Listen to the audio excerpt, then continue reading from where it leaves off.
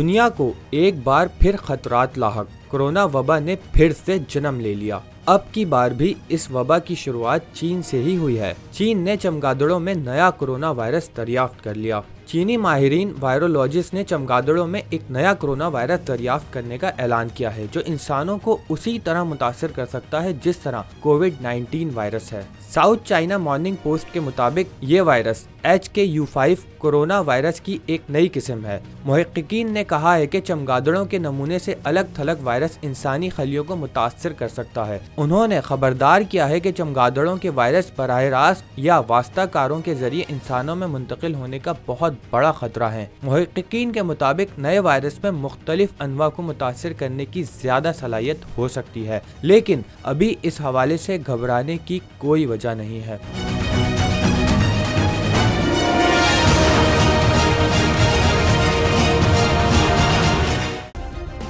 Subscribe करें और bell दबाएं ताकि कोई खबर रह न जाए।